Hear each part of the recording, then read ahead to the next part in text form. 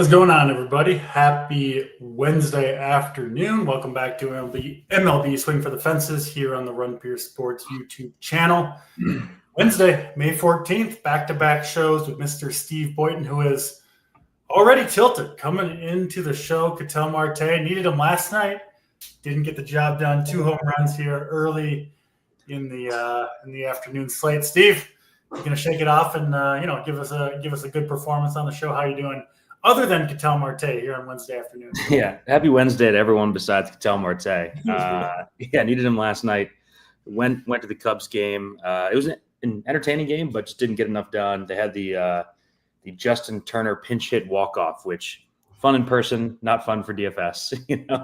They couldn't get anything going against. They got the top 3 in the order coming up after Turner, right? Of course. No, if Turner just gets on base there, we go to extras maybe. Something like that. But pretty frustrating week so far.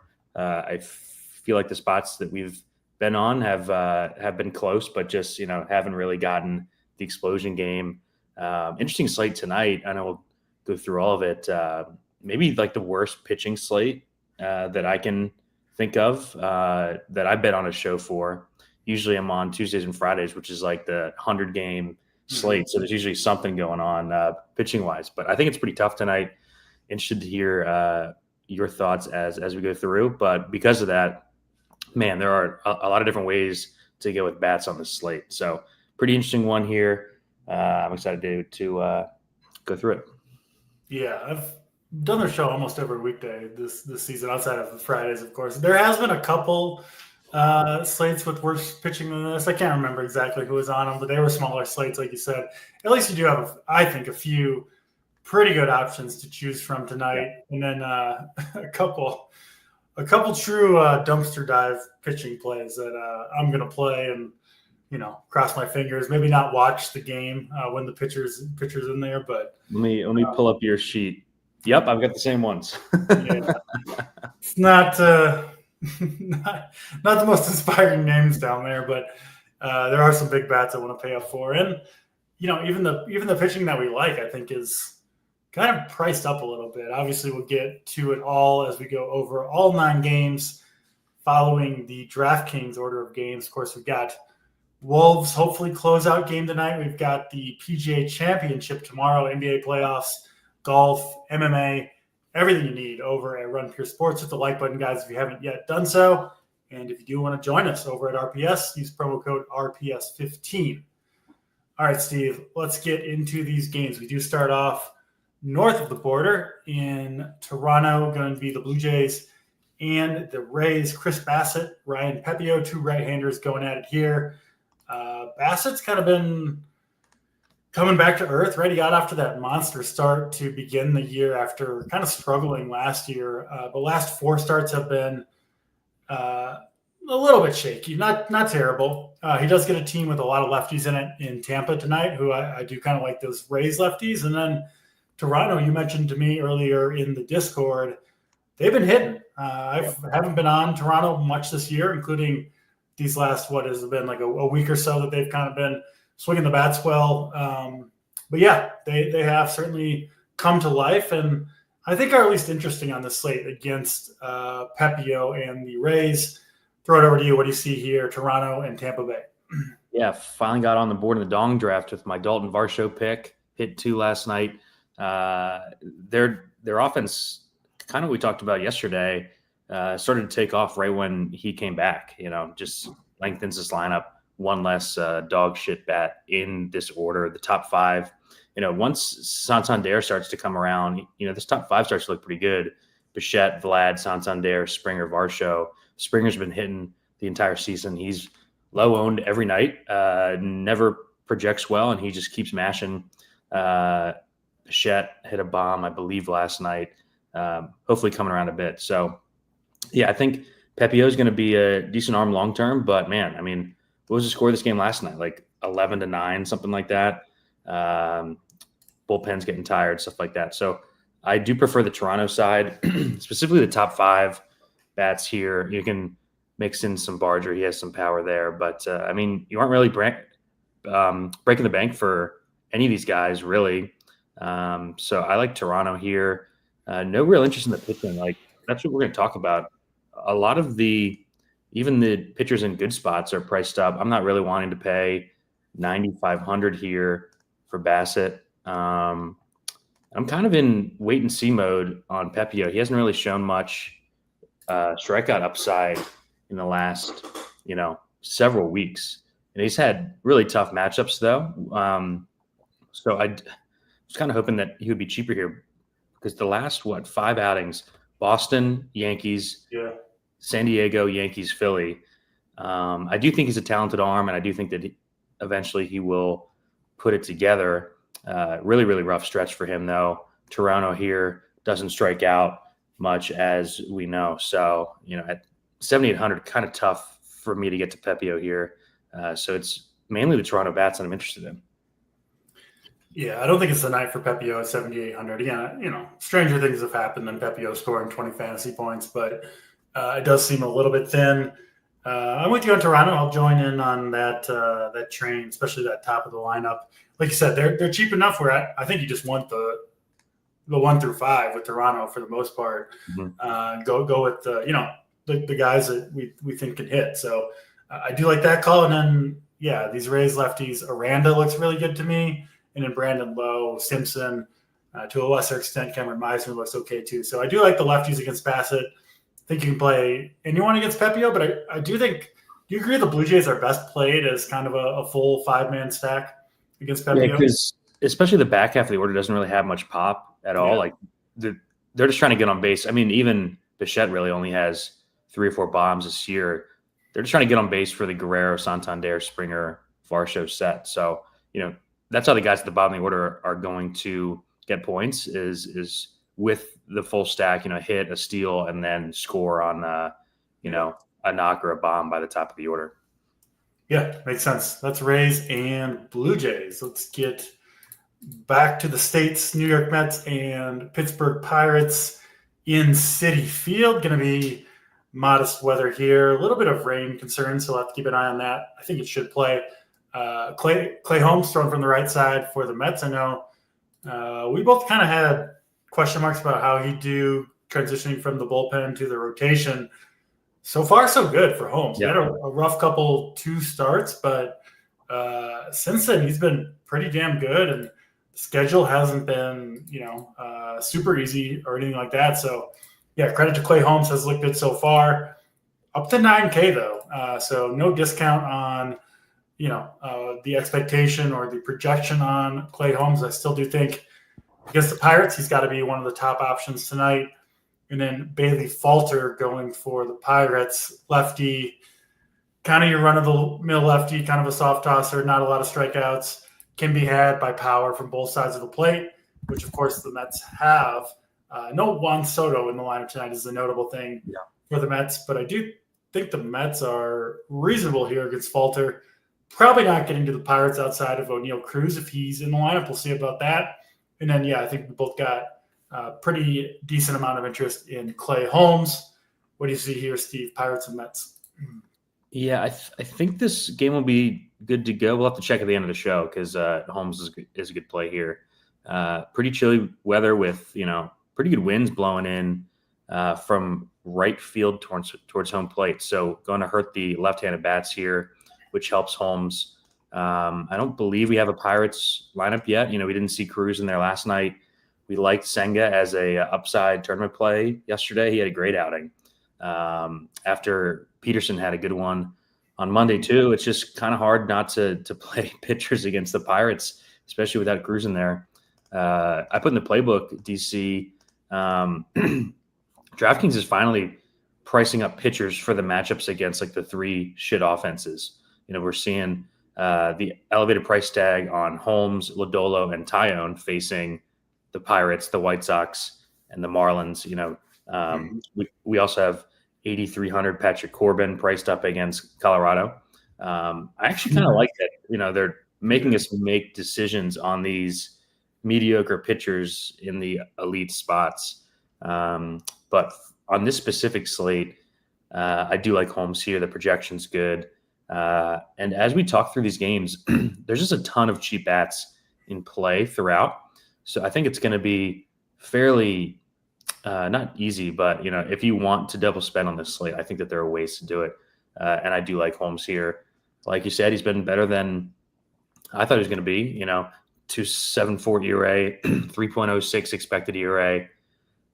Just a great matchup though. So I'll probably be playing Holmes on my main, and then no Soto is a bit tough. I don't love the Mets here. I think they're fine.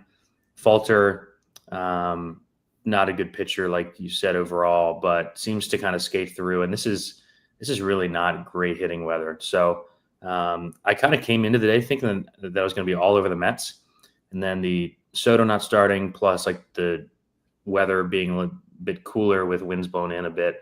I'm kind of softening on the Mets here as the day has gone along. So I don't really know where I stand. They're definitely not my favorite stack of the night.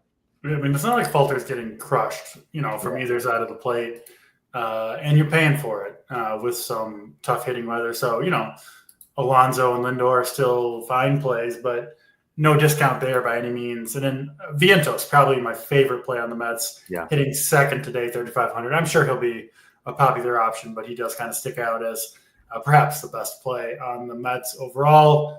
Pirates, nothing for me outside of Cruz. You have anything there? I mean, no, I'm going to cross off the Pirates until Cruz comes back. Yeah, probably a good move. Next game up, Chicago White Sox and Cincinnati Reds. We got this one in Great American Ballpark. Should be good to go weather-wise. Going to be in the 70s. No real winds to speak of. Very light coming in from center field. And we know when we get solid, modest weather like this, even a little bit of heat, the ball's going to fly in Great American Ballpark. It is the best hitting environment on this slate and the best home run environment for sure. Pitching-wise, we've got Davis Martin going for the White Sox. I feel like they've got their whole rotation is Davis Martin, the White Sox, and their bullpen. They just don't have much there. Nothing, really to speak of on Martin on splits-wise. He's just kind of pretty bad against everything. So he's just kind of out there, just trying to throw 150 innings with a 5 ERA is what he's trying to do. We'll see if he can do it. I think they're going to let him do it too. Yeah, I do too. I don't think they have really much of a choice, but it does have to bring the Reds in play against Davis Martin and in that horrible White Sox bullpen. And then on the other side, I think interesting spot for Nick Lodolo. You mentioned priced up a little bit. I don't think he's really deserves to be an $8,700 pitcher for the course of his work over the course of his career, but he has been pretty good this year. He's been really good in 2 of the last 3, but he has been a really, really volatile pitcher in general over the course of his career, partly due to home runs, command, injuries have all plagued Lodolo at times throughout his 3 or 4 seasons. Good spot here, though, against the White Sox, who obviously have a terrible offense. And Lodolo's been better at throwing strikes, keeping the ball in the yard. Strikeouts are down a little bit, but he has had a pretty tough schedule as well. Has faced, I guess not too bad. I was thinking more of Holmes, who's faced. Lodolo's been not that great of a schedule. So I don't know what to think about Lodolo. I was a big fan of his when he came up. I'm kind of softened a little bit there, but still think he's a talented arm. Got to have interest here, I think. I will say I do also like some of these White Sox bats as cheap, especially cheap one-offs against Lodolo, who, listen, good pitcher, talented pitcher, still very prone, I think, to blow-ups. I think they'll have plenty of blow-ups this season. Maybe he has one here, and these guys are dirt cheap, the White Sox are, so glad to see you might be in on that as well. Over to you, Steve. What do you see, White Sox and Reds? Yeah, Lodolo 2 outings ago just gets rocked by the Nats. That was the day I had like a top 6 team in the 5-5-5 with Lodolo, just so tilting because he just smashed the other 2 games. I will say he has gotten touched up in all 3 of his home starts this year. Just really, really severe splits, home road, which you could see that being an issue moving forward, kind of with his pitching style, especially if his strikeout rate's going to be down, more pitch to contact in that park. I think we could see some troubles for him at home. I think he's a reasonable play. he's more of like a play if you're playing, 3+ lineups. I'm not going to have him over Clay Holmes here though at that price tag. The park scares me. The drop in strikeouts scares me, and I'm with you. I kind of like these White Sox right-handed power bats. They called up Tim Elko, who was smashing in the minor leagues. He has big pop. And like you said, they're just kind of cheap throughout. Andrew Vaughn is free. Luis Roberts priced down. Miguel Vargas in the 2-hole has some pop. So I think the one-off minis for the White Sox are specifically interesting because A, they're in this park.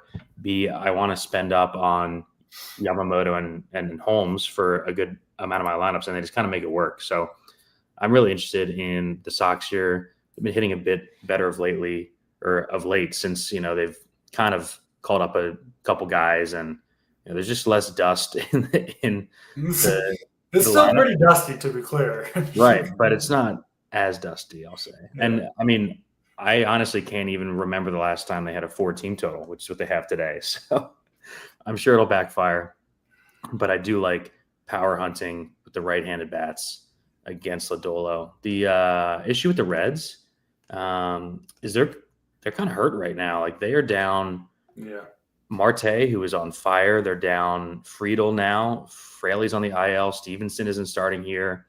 One of the worst lineups of the season, I think, for the Reds. And I think there's some pinch hit risk in there too, especially the back half of the lineup. So, it's kind of a weird spot where I think they're going to come in super, super owned.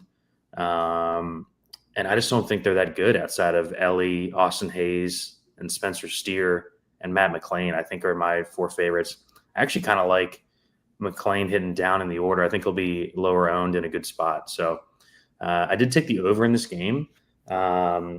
These are 2 of the 5 worst bullpens in baseball as well. So if this gets away early, this could be a spot where you don't see pinch hits and one of these teams just kind of racks up hits. So I guess I'm kind of lukewarm on the Reds here. I think they're going to be over-owned for their talent just because of the matchup. And I do like other spots. Like, there are a ton of great hitter spots on this slate. So I like the Reds. I'm not in love with it. Yeah. How dare you? You didn't even mention the name. Big platoon hero, Will Benson. Come on now. He's got to be a very high on the list. I do like him. I tried not to Sam Haggerty it. Yeah. Will Benson. It feels like a Will Benson new game. Maybe we'll get him in the Dong draft. He's not. But yeah, I mean, you mentioned like the Reds lineup. I agree. It doesn't look great, but the 3 guys you mentioned, Ellie, Hayes, Steer, are all hitting back to back in the middle of that lineup. So that's a fun mini stack. And I don't know. I don't really have a problem paying mid 3Ks for Lux and Espinal at the top. I think Benson's a fine play. So I do like the Reds. Do we know how owned they're going to be? Is it super high? I'm seeing 15 to 20% here. Yeah, that is pretty high on a 9-game slate, but I still do like the Reds some. Did you mention in particular which White Sox bats you like? You mentioned Elko. Yeah, I like Elko, Vaughn, Vargas, Luis Robert are probably my 4 favorites. I think Medrath is decent at the top, and then Lennon Sosa has at least a reasonable power in the 6-hole too. I mean, these guys are all super cheap. If you're trying to get to, Holmes, and we'll talk about Yamamoto later, certainly the White Sox make some sense. And Steve, you get leverage. I mean, Lodolo is going to be 30% owned on this slate. So it looks like we'll see how it turns out, but it looks like the field is not really jumping on the White Sox bats here. I mean, Sabres got these guys at all like 3% owned. So yeah, and I was doing some runs earlier, and Sabre was pushing these 1, 2, and 3 man White Sox. Yeah. My guy Edgar Cuero, get him in there. Has he hit the ball out of the infield yet? He doesn't. He looks like he's like 5'6" and has no power. No, he's up there like trying to work walks. Yeah, he is. Or in the 3-hole. Place an opposite field single. Really, just guide one out there. Really inspiring stuff from your third hitter, Edgar Cuero there, but probably going to be in my pool tonight anyway. That's the White Sox and the Reds. Let's get to the Braves and the Nationals. Braves let us down again last night. No surprise there. I saw you tilting them in the first inning from Wrigley Field, live from Wrigley. You couldn't stay out of it. I checked in. I was like, surely the Braves have done something by now. No. The first Matt Olson at bat ended like all Matt Olson at bats. A meatball down the middle that he hit a 1,000-foot pop up to the He pops up to second base or something. Yeah. Yep. Well, they shook up their lineup tonight, if that inspires any confidence. Their best hitters now leading off, Eli White. Yeah, I do like the Braves again here, sadly, against you got to. This right-handed power against Mitchell Parker and the lineup shakeup. Look at that. Eli White to the one hole. White, Riley, Ozuna, Murphy, Albies. The righty power is what you want against Mitchell Parker. I think it's pretty clear. Yeah. At least on paper, those look like by far the best plays on the Braves. And I do like all those guys. Unfortunately, going to be back in on the Braves tonight, and I'm sure they'll make it 38 straight nights, Uncle T. But seems like more, doesn't it? Seems like more than 37. Yeah. It's about how many days there's been in the season, so that's probably about right. No interest in Parker for me. I'll let you make that case if you are so inclined. And then Bryce Elder going for the Braves, a guy we kind of knew was fraudulent from the beginning last year. Has actually had good results these last 3 or 4 starts. I'm like never going to buy in with Bryce Elder unless he really changes something, which I don't think is happening. And he struggles against lefties. So I know another team that's tilted you lately is the Nationals. This looks like a pretty good spot to me against Bryce Elder. Pretty good spot to hit in Atlanta. Looks like it's going to be around 80 degrees with some humidity. Should be a pretty good hitting environment here. Steve, over to you. Nationals and Braves. What do you got? Yeah, the Nats and the Braves seem like they're in good spots every slate and never come through. Yeah, I'm with you. I don't want either pitch here. I guess you can make a case for Elder on a weak pitching slate just with his current form, but I'm not going to get there myself. I like Abrams, Wood. Like you said, the lefties on this Nats team I think are good plays. And yeah, on paper, the top 6 for Atlanta are great plays. Gonna have to go back and play them again against Mitchell Parker here. Yeah. It's just at this point, it's just like I'm mixing them into my 20 lineups. I'm not going to play the Braves as like a main 5-man until something changes with them. But like they're more of they're in the pool team. You say that now. You got 90 minutes to change your mind and get all in on the Braves. I know. God damn it. Especially with Eli White leading off. I mean, they're looking better and better.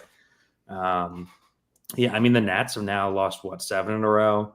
Really, really sliding here. They haven't done much offensively at all, but on paper, it's a good spot. They have cheap bats in there too.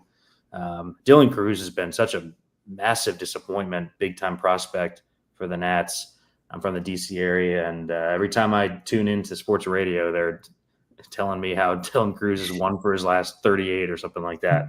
But hey, he steals bases, the twice a week that he does get on. So yeah, I think the Nats are reasonable plays. The Braves are better ones. And now they're pitcher here for me.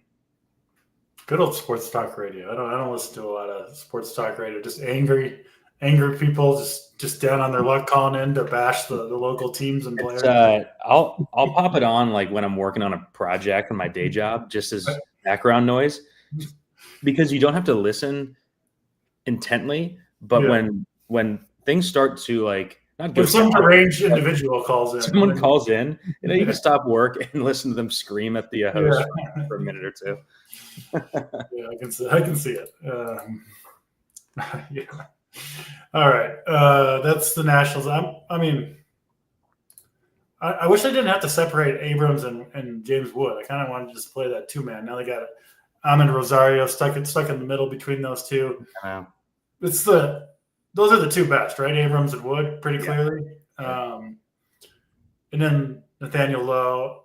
I can't stand Josh Bell, but he's probably an okay play at 2,900. I swear to God, this guy, I've never seen him get a hit all year long. Why is Nathaniel Lowe 4,300? Every time I play him, he goes 0 for 5. he's had kind of a decent year overall, but never really been a power bat. No. Kind of struggled paying over 4K for old Nate Lowe. Yeah, I do kind of like almost all the bats at their prices, at least though, in that Nationals lineup. So I'll be ready for the pain. So for some Bryce Elder induced pain tonight when he gets a whole bunch of rockets at fielders from the Nationals. It'll be great. And then we'll get some Matt Olson pop-ups, and it'll just be a fantastic game between the Braves. It'll just be like a normal Wednesday for the Braves. Yeah. Go back to your neck of the woods, Wrigley Field, for Marlins and Cubs. Jameson Taillon, who is about as boring of a pitcher as you can get. Steady Eddie, boring doesn't have to be an insult, and I kind of think it's not tonight because pitching is rough. Taillon gets to pitch in the best Wrigley weather of this series, which has reduced scoring. The Cubs have let us down 2 slates in a row.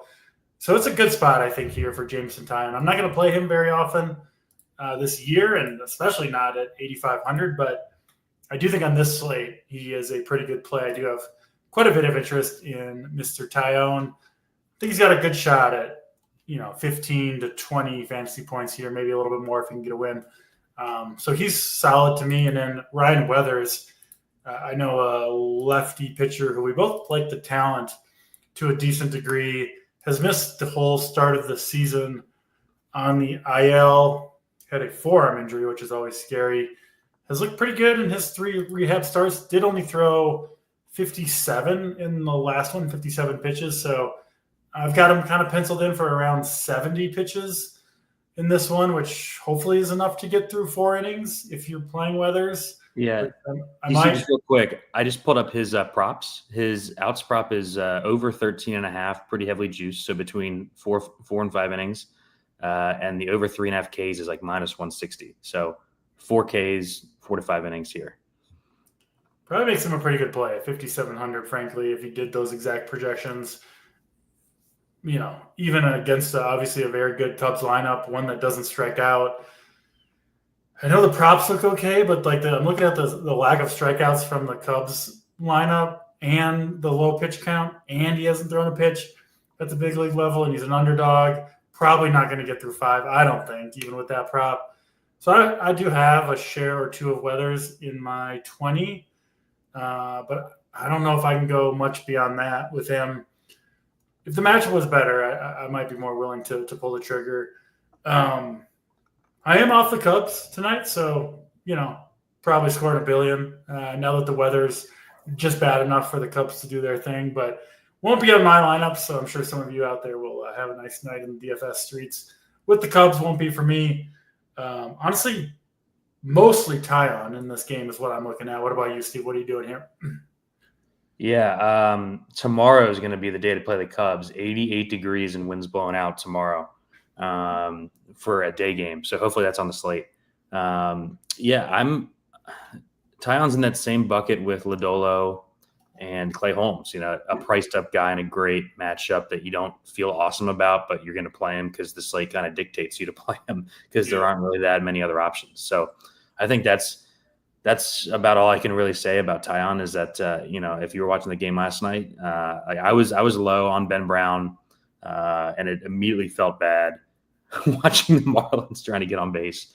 He got hit a bit late, but that was probably he could have had even a better start. He was solid on him because he looked great, and they pulled him at like 70 pitches, and the bullpen immediately blew the lead. I think they let Taillon go pretty deep in this game if things are going well. The bullpen has just been in shambles for the Cubs. Really annoying last night, DC. So since I was at the game, I did a game stack, and it had Norby and it had Stowers, the 2 guys who smashed on the Marlins, and you just get nothing from anyone besides PCA on the Cubs. Always tilting, but yeah. You got the hard side of it right. I know, right? With Weathers, I think he's a guy that I'll play a little bit of here just because of the slate and hope that he gets us, 12 or something. Because, the 12 from 5,700 with a Yamamoto or a top arm could be enough differentiation. And he's a pivot from Randy Vasquez, who I think is going to get some ownership here, at least at that same price tag. So, but probably more of like a wait and see how he looks, DC, and then kind of use him moving forward if he's still cheap in a good matchup. So I'll be looking to see how Weathers does here, if the velocity is good, everything like that, and just play just a sprinkle of him here in my 20 lineups. I'm glad I'm on the show with you and not Big T and JT today, because Weathers would be the type of guy I'd mention as like an interesting low own, and then be mocked for it, and then end up playing more Weathers than I want to. But here you can be the Weathers man. Yeah, I'll let you be the Weathers man. So yeah, I get it with Weathers. Any Marlins you playing? I don't think so in this weather. No, I think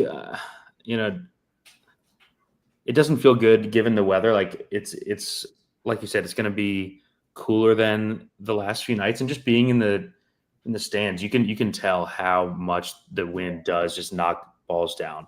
There were several barrels that in the summer at Wrigley would have been 10 rows up that just died even short of the track. So like the bombs that were hit were absolutely nuked, and they got like a row or two out. So it's just really tough with the wind. We actually saw it earlier today. I'm sure a bunch of you played Bryce Harper in that Philly game. The wind was blown in at a stadium where it matters even less, and they actually flashed a graphic up on the screen like where the ball would have landed if there wasn't wind, and it was like 20 rows up, and it was a fly out to right field. So I'll be off of the Cubs, and then hopefully it looks like they are on the slate tomorrow. We've got a home game against the White Sox. It's a 4-game stand this weekend, the crosstown rivalry. So we got Bryce Wilson and Nick Martinez. Oh no, that's the wrong game. Damn it, they're not on the slate tomorrow. I effed that up. We'll find a time to play the Cubs, but it's not going to be today for me. We'll get some warm weather Cubs games in Wrigley Field before it's all said and done. Hopefully they save their home runs for that game and don't do it tonight against Weathers, because I'm not on the Cubs either. Kind of feels bad, but can't play everybody. So here we are. Let's keep it moving to the second half of this slate. We go to Arlington, Texas for the Rangers and the Rockies. Patrick Corbin, the resurgent Patrick Corbin, all the way up to $8,300. Patrick Corbin, impressive stuff. What does he have? A 3 ERA? He's not even allowing that many base runners. He's been okay. Yeah, he's been okay, Corbin, and if he can pitch okay in this one, he does get the Rockies. I don't know if I can pay $8,300 for Corbin, but if you were going to do it, I guess this would be the slate to do it. I think he's going to be kind of chalky as well, Corbin. Right? Yeah, 20% owned. Patrick Corbin at $8,300 feels wild, but that's what the pace teasers will give you. So there you go, Patrick Corbin checking in at the highest price tag since Arizona. And they ate pace again last night against our pitcher that Jack Leiter. Yeah, I was all over Jack Leiter last night. Yeah. He was awesome. I mean, that's just this team. You just got to consider every pitcher against them. And then Antonio Senzatella going for the Rockies, which I feel pretty confident at this point that Senzatella is worse than Corbin, just as a straight up pitcher. So that's saying something. Rangers do seem to disappoint a lot, and they are going to be very, very popular. Feels like they've stolen the mantle of the Royals as the team that's just chalk every day, no matter what. So yeah, that's the Rangers. I do think they're going to be the most popular stack on this slate, specifically that 2-3-4, Langford, Peterson, Garcia. Looks like a lot of people are going to have those guys. But yeah, I mean, Josh Smith, Semien, Jung, all these guys. Semien is 30% owned every night and doesn't do anything. It doesn't do a whole lot. So yeah, I mean, I think there are a lot of ways to play this slate. I don't think Corbin's that crazy of a play. I don't think I'm going to do it. But you can certainly play these the pace eaters if you wanted to against Corbin. Doyle, Beck, Goodman all look like totally the top 4 or 5. Yeah, you don't want to dick around with these guys in the back half of the order. Yeah, If you want to stake your night to some Rockies home runs, there you go. What are you doing, Steve? Rangers and Rockies. Yeah, last night it was like in between innings, and we wanted to check to see how everything was going. And I opened chat, and everyone was tilting because the Rangers started like single Wyatt Langford 3-run bomb, and I was like, oh god. And I think they end up with 3 runs in that game. Just not a good offense. The guys that you want are priced up now too. Langford's 5,300, Josh Smith 46. Garcia's been terrible the entire season. I have no idea why he's 4,300. He should be less than that. Oh no, it was Josh Young that hit the bomb last night. Yeah, I think they're reasonable plays. I just kind of like other cheap spots better. Like we talked about the White Sox. We talked about Toronto. Like this lineup isn't any cheaper than Toronto is. I just kind of trust Toronto more. We're going to talk about the Royals, who I think are in a good spot. And like the Angels and the Padres are both in good spots too. So I'll be under the Rangers again. I kind of like the bottom of the order. I like Young, Carter, Jake Berger a decent bit. You get a huge ownership discount, and it's not like they're any worse than Adolis Garcia, Semien, and Jock Peterson at this point. So I'll probably take the ownership discount in the lineups that I play Texas and lean towards the bottom half of the order here. Yeah, Josh Jung with the Devils last night. I see you, Devin, tilting the Rangers on X every single night. We see you out there. Must be a tough season to be a Texas Rangers fan. Tweet through it, Devin. Tweet through it. Been there many times myself. Let's get to the next game on the slate. Interesting one here, I think, between the Royals and the Astros. Michael Lorenzen going for the Royals. Not a great pitcher and kind of reverse splitsy. He does face, of course, the all right-handed lineup that the Astros roll out there. Kind of overlooked the Astros during my write-up and stuff, but might revisit that, looking at some of Lorenzen's splits here. And then the other side is the side that I really like. Haven't played many Royals, despite them being popular seemingly every slate, but I think I'm on board here. Astros going to roll. Not chalk. They're finally not popular. Yeah. Astros going to roll with rookie Colton Gordon making his MLB debut. Not really a prospect of any note, 26-year-old soft tossing lefty. I think he tops out around 90 to 92 on the fastball. These are the dudes who usually come up and they just get crushed by right-handed bats when they don't have a fastball to challenge. And then you've got the Crawford boxes in left field. So I think it looks like a really, really good spot for the right-handed power from the Royals, specifically India, Witt, and Salvador Perez. But against this guy, I'll throw in some Garcia, Kana, $2,200 Hunter Renfroe come on down in the 8-hole. So yeah, I'm ready for some Royals pain. I mean, even Vinny P, it's left versus left, but he's 3,200. He's so right? cheap. So he's Vinny P's always going to be an okay play at 3,200. So I do like this Royals team quite a bit tonight against Gordon. I don't think I can play Gordon. I looked at him as a potential option, always looking to play pitchers against the Royals, but I just don't like it for Gordon tonight. So I ended up not going there. More on the Royals bats, obviously. And then what are you doing with the Astros? Because I kind of think maybe this could be a little bit of a sneaky spot. Over to you, Boyden. I like the over in this game. I think both sides could score. Not playing either pitcher. I echo everything you said about the Houston arm that's coming up. I'm still kind of annoyed last night that fucking DraftKings had Bubic at 10K because we both loved the spot, the reverse splits, and he was SP1 on the slate. But yeah, this is a way different story here tonight.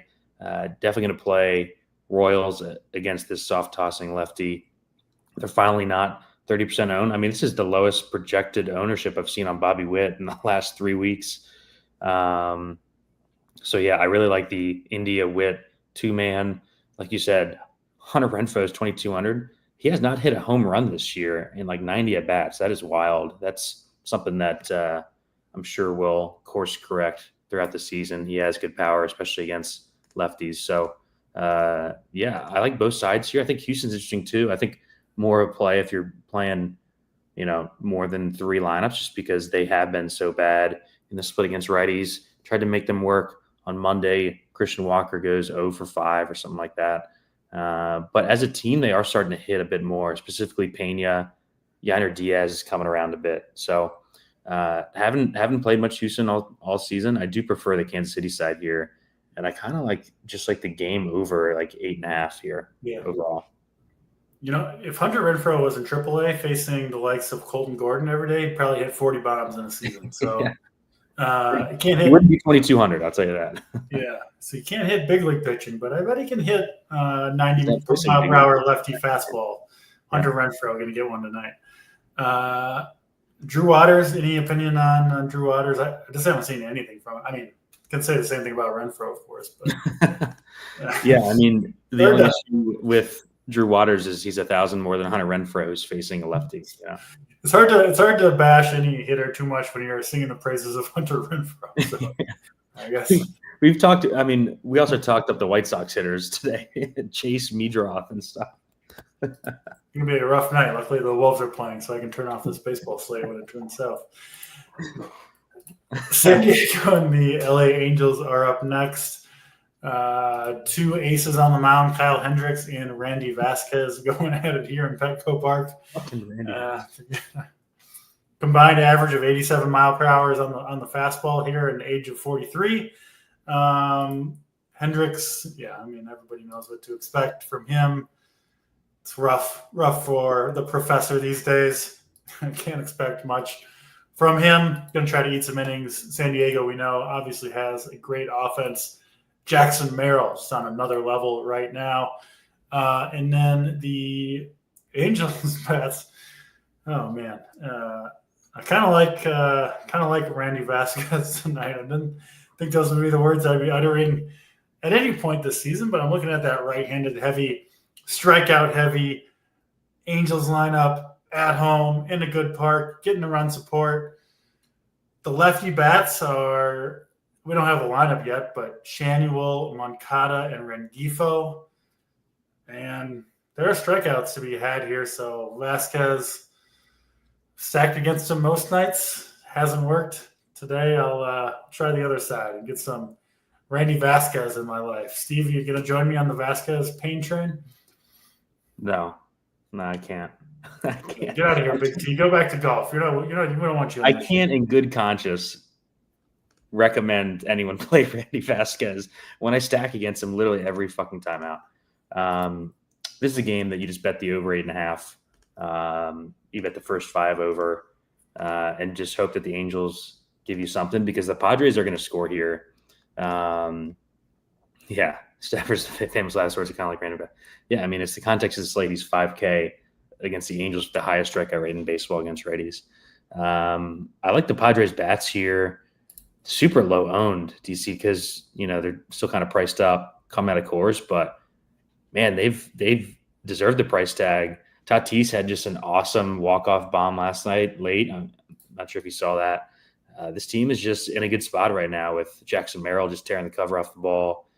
Tatis healthy for an extended stretch for what seems like the first time in forever. So, I like the Padres here. I think they're going to be super low owned.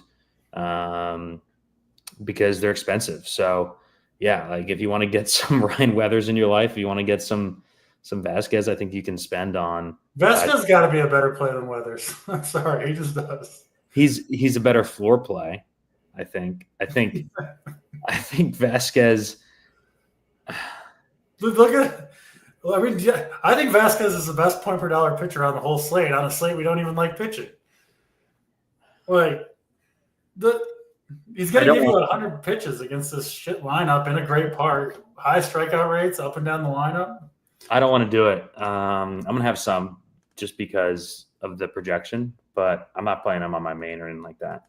I do think you can get some Angels secondary stacks in here. I don't want a full stack. The Padres pen is pretty scary. So, I mean, if you like the cheaper pitching on the slate, I think the Padres stacks are in play. But my favorite thing I did in this game is just bet the first 5 over and the full game over. I'm not sure where it's coming from, but these guys are going to give up runs. Yeah, hopefully for my sake from the Padres side of the ball. I do like that Padres stack. a decent amount against Hendricks, but certainly can't stack against the unhittable Randy Vasquez. Last game on the night, A's and Dodgers. This one in Dodger Stadium. A little bit cool, but some winds blowing out to center field. We've got Yoshi Yamamoto, who's taken a big step forward this year. Been awesome in pretty much every start outside of his last one in Arizona. We've seen plenty of good pitchers struggle against the Diamondbacks, so not too worried about that for Yamamoto, especially with a much better matchup here against the A's, who do have, a decent amount of solid hitters, but still overall, I think a pretty good matchup for Yamamoto. And on the other side, one-time hero of RPS in his opening start, Mr. Gunnar Hoglund. The Hog delivered 6 very good innings against Miami. Looked okay against Seattle, and I think we might get the third side of the coin. It's a mixed metaphor for me, but we saw one good one okay one. I kind of think this one's not going to go so well for Hoglund against the Dodgers. He looks like he leaves a lot of pitches over the heart of the plate to me, and I think he's going to get crushed by left-handed bats in particular, over his next few starts, starting tonight against Ohtani and Freeman, who are two of my favorite plays on the slate. Muncy's super cheap. You can go to the bottom of this lineup too if you want for cheap bats. Conforto, Kim, Outman, all super cheap. And then, of course, Betts, Will Smith, Andy Pajes. I mean, those guys are good plays too. So really this whole lineup looks good to me. And if you want these guys, you got to get on the Randy Vasquez chain with me. Steve, what are you doing with Dodgers and A's here? Yeah, I'm with you. We got Tony in the chat. He always says you have to know when to get off your guys. We got what we wanted from the Hog, and now it's time to hop off. Yeah. The Dodgers are by far my favorite stack on the slate. The reason I like them, though, is because I can play 2 top arms with the top bats because of the back half of this order. So they called up top prospect Dalton Rushing today. He's a left-handed bat. He's going to play some outfield too. I think they might start him over Conforto. I think they're kind of sick of running Conforto out there every day. If Rushing starts, how many people are watching here? I don't want to give away exactly what I'm doing. If Rushing starts, there are going to be several 2K batters in this Dodgers lineup, young guys that we like. Kim has speed. Rushing is a good hitter, where you can balance out the expensive guys in the top of the order and play the top arms on the slate. So that's the way that I'm currently leaning today. It's going to depend on this. These rookie call-ups. I still got PTSD from yesterday. Lawler and the Cubs catcher just crushed us. The Cubs catcher, oh my God. We have to talk about that for a second. So he comes up with the bases loaded in the 5th inning after back-to-back walks. They're finally getting to the Marlins. And I turned to my buddy. I was like, he's going to swing at some wild shit. Yeah. He's so amped, right? It's his first game. It was like Mexican Heritage Night at the park. The place is going bananas. And he swung at a pitch that had to have been 15 inches off the plate and grounds into a double play. Yeah. He almost threw his bat at it. It was so bad. But no, I mean, these guys are cheap and they're talented. It's not like we're playing 2K Chris Taylor here or something like that. These are guys that have upside for cheap. I'm playing Lawler and that Cubs catcher in those spots every time. And I'm going to keep doing it with these cheap Dodger guys. Hopefully they're both in the lineup, Rushing and Kim. Outman is also cheap. So that's the way that I'm playing the slate, is balancing the Ohtani, Freeman bets of the world with these free Dodgers with the top pitching. I think that's the way that I'm going to go. Yeah. Haven't even talked about Yamamoto yet. I think by far the best play on the slate. He's priced up, but I think he deserves to be, especially on this specific slate. If he was 9K, he'd be 100% on the slate. I think he's actually coming in too low projected. I'm seeing mid-30s.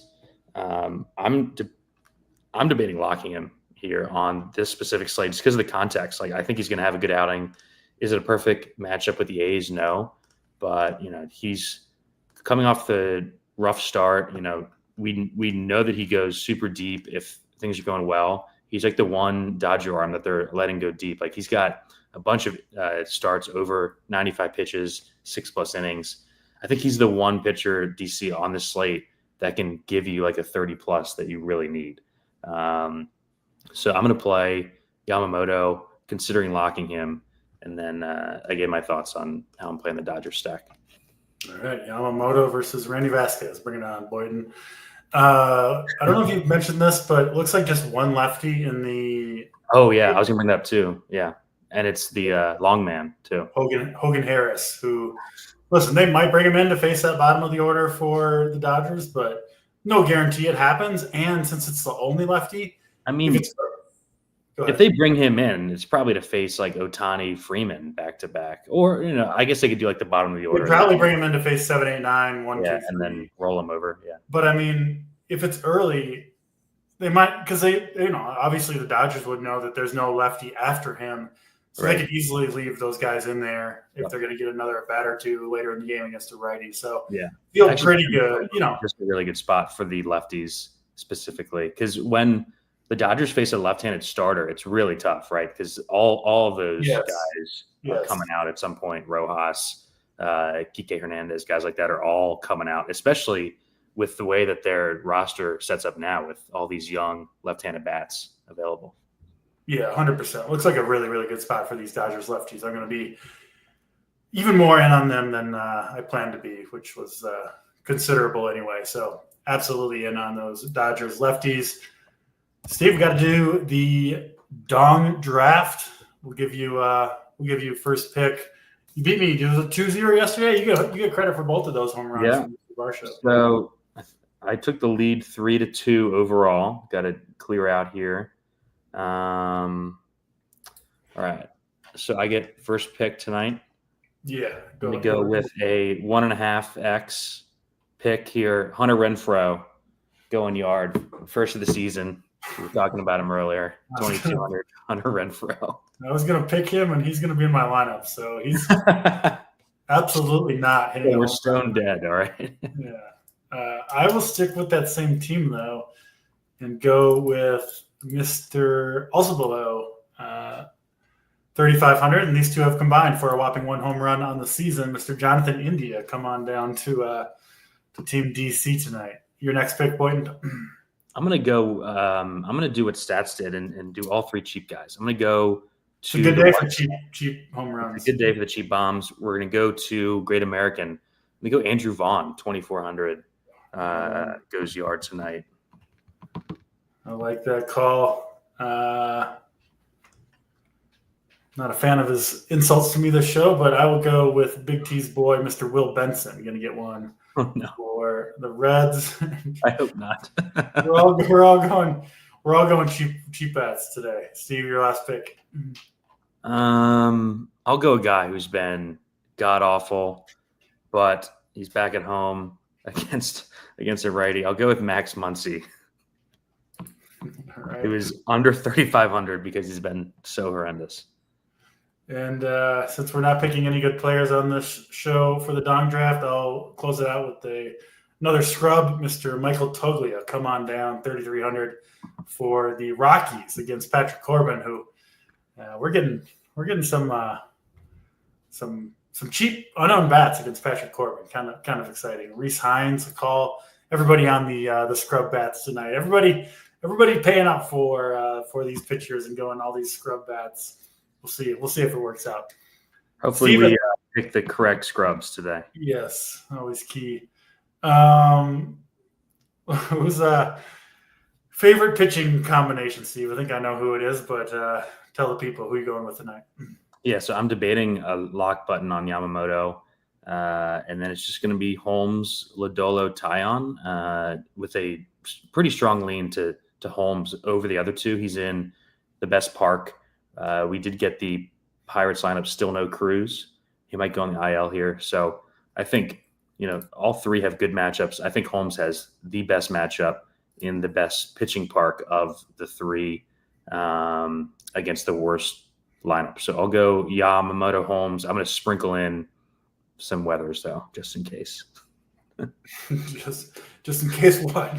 Just in case he grinds out to 12, and it's not the cheap bats that gets it done. It's like like a Dodgers Padres stack. 12 won't be enough when Vasquez wipes the floor with them at 5,300. So Vasquez is one of mine. What do you think Vasquez's true ceiling is? Like 15?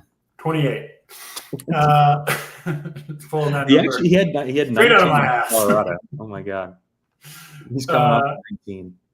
Yeah, Vasquez and I like Jameson Taillon quite a bit. We'll go with those two guys.